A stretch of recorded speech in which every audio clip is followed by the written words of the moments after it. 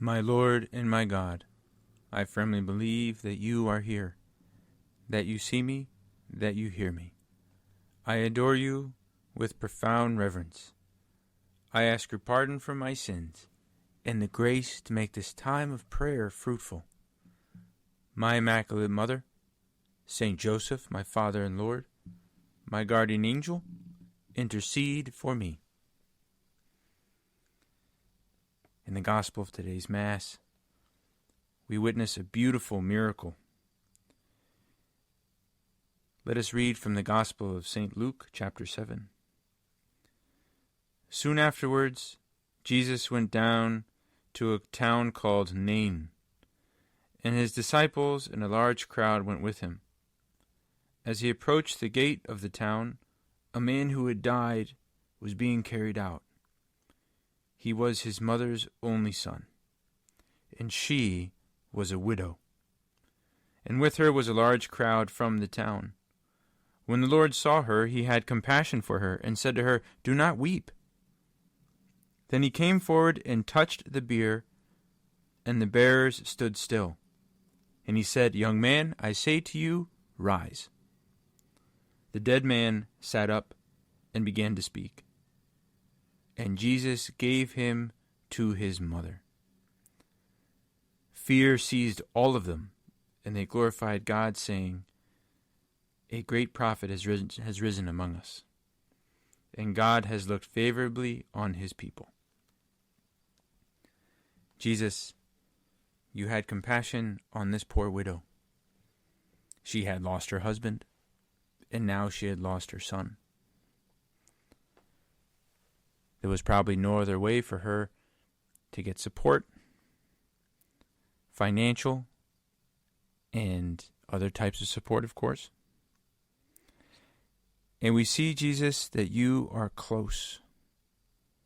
You don't avoid those difficult situations. You are concerned and you are interested in what's going on around you, particularly when people are suffering. Jesus places his hand on the bier, on that structure that holds up the coffin or the corpse. It's a very simple detail, but it reflects the closeness of Jesus Christ, right? He places his hand on what's going on. He places his hand on the bier. He is with the people. Jesus, that is something that I want to be able to live as well. To be close to others. To be involved. To love them. It can be easy to want to create a good first impression, but still be distant. I don't know about people in other countries, but I have to be honest. In my own country, I've heard that spoken about us sometimes.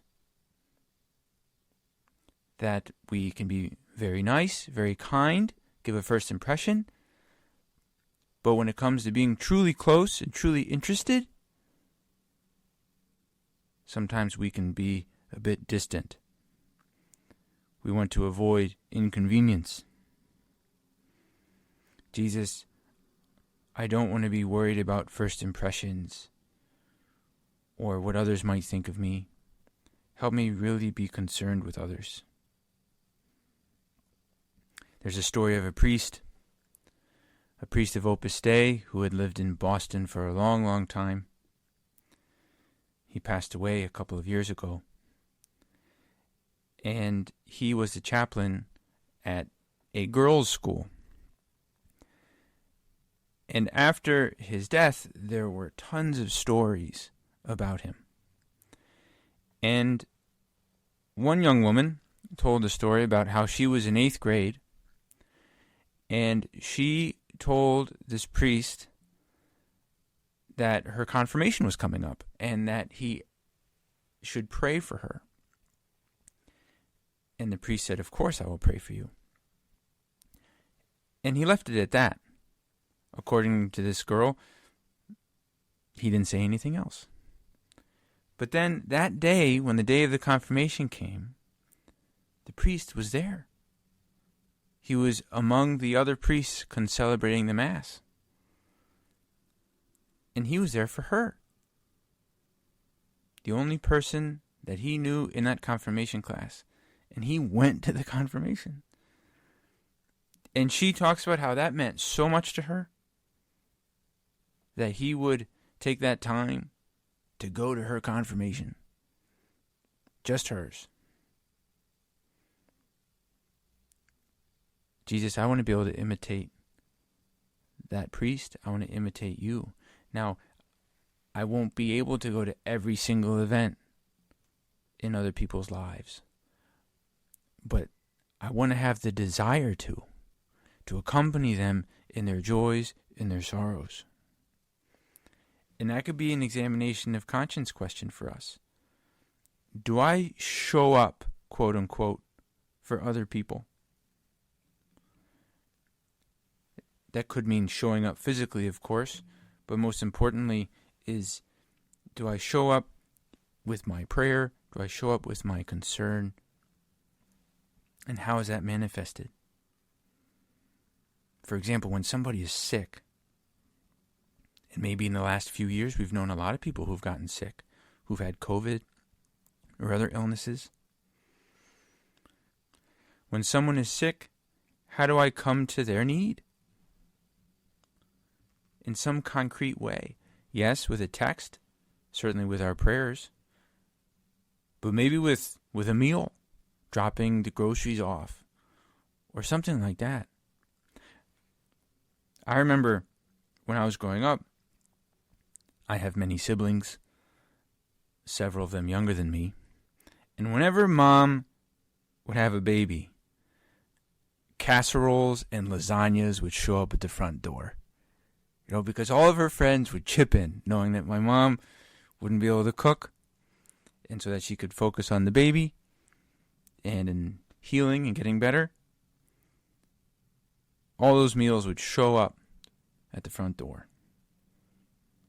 And Mom would do the same thing.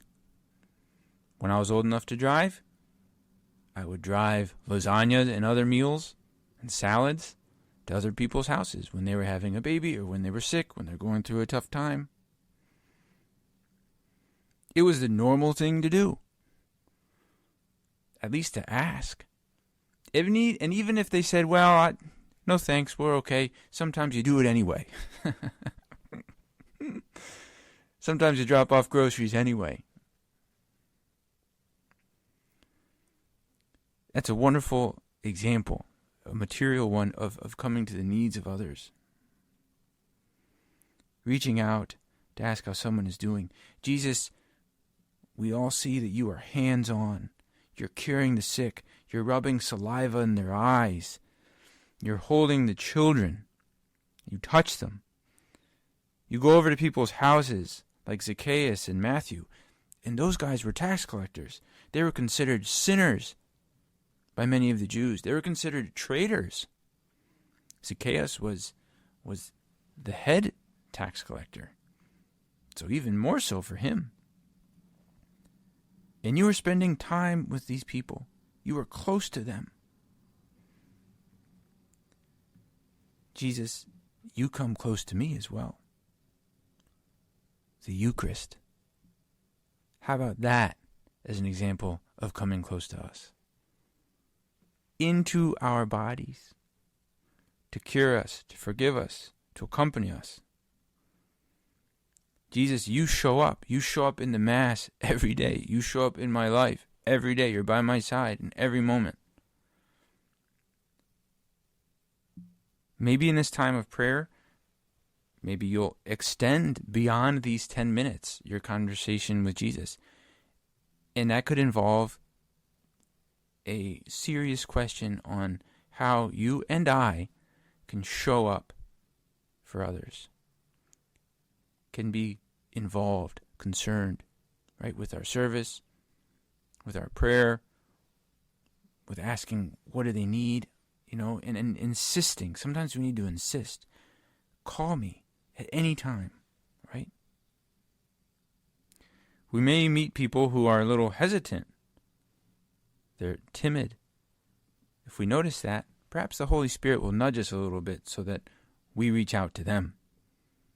It's good for us to take that initiative and to ask. So Jesus, just the way that you were compassionate with this widow from Nain and with her son, and you were hands-on, right? You placed your hand on the bier. You're there. May we learn from you and be that same way with others, sharing their joys, accompanying them in their sorrows, and being there just the way you are for each one of us, and just the way our Mother Mary is, too, with each one of us. I thank you, my God, for the good resolutions, affections, and inspirations that you've communicated to me in this meditation. I ask your help to put them into effect. My Immaculate Mother, Saint Joseph, my Father and Lord, my guardian angel, intercede for me.